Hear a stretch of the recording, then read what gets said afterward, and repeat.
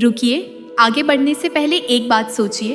अगर आपके घर में बेटी है तो ये सिर्फ एक बच्ची नहीं है, ये एक संकेत है, एक चयन है जो आपने नहीं, भगवान ने किया है। लेकिन सवाल ये है, भगवान हर घर को ये मौका क्यों नहीं देते?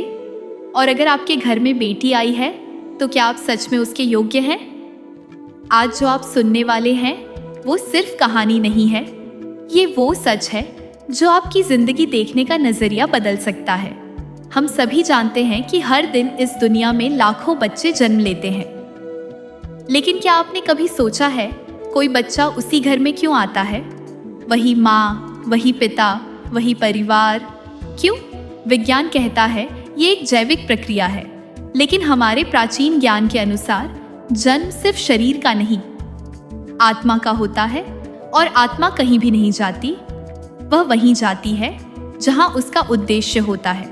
जब किसी घर में बेटी जन्म लेती है तो वो सिर्फ एक घटना नहीं होती, वो एक संकेत होता है कि उस घर में कुछ विशेष है। कहा जाता है बेटी सौभाग्य लेकर आती है, लेकिन सच इससे भी गहरा है। बेटी सिर्फ सौभाग्य नहीं लाती, वो उस घर की ऊर्जा को बदल देती है। आपने देखा होगा कई घरों में बेटी के आने के बाद माहौल बदल जाता है, रुके हुए काम बनने लगते हैं, पिता का स्वभाव बदल जाता है, घर में एक अलग शांति आ जाती है। ये संयोग नहीं है, ये ऊर्जा का परिवर्तन है। अब सवाल आता है, आखिर बेटी किस घर में जन्म लेती है? ऐसा माना जाता है कि कुछ विशेष गुण होते हैं जो एक घर को योग्य बनाते हैं। पहला गुण सम्मान, जहां महिलाओं का आदर होता है वहां सकारात्मक ऊर्जा रहती है। दूसरा गुण शुद्ध विचार, जहां मन साफ हो, सोच अच्छी हो, वहां अच्छी आत्माएं आकर्षित होती हैं। तीसरा गुण कृतज्ञता, जो मिला है उसके लिए धन्यवाद का भाव, ऐसे घरों में सुख टिकता है। चौथा गुण प्रेम और त्याग, जहां रिश्तों में स्वार्थ नहीं बल्कि सच्चा प्रेम हो। पांचवा गुण स्वीकार करने की भावना, जहां ये भाव हो जो भी आएगा हम उसे प्यार देंगे। ऐसे घर अपने आप ही विशेष बन जाते हैं। लेकिन एक बड़ा सवाल अभी भी बाकी है, अगर बेटी सिर्फ अच्छे घरों में आती है तो फिर कुछ जगहों पर उसके साथ गलत व्यवहार क्यों होता है?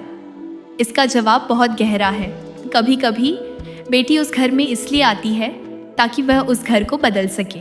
वो एक रोशनी बनकर आती है अंधेरे को खत्म करने के लिए। आपने देखा होगा कुछ बेटियां अपने परिवार की सोच बदल देती हैं।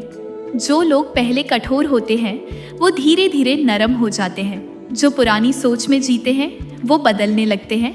ऐसी बेटियां कमजोर नहीं होती बल्कि सबसे मजबूत होती हैं, क्योंकि उन्होंने सबसे कठिन काम चुना है, लोगों को बदलना।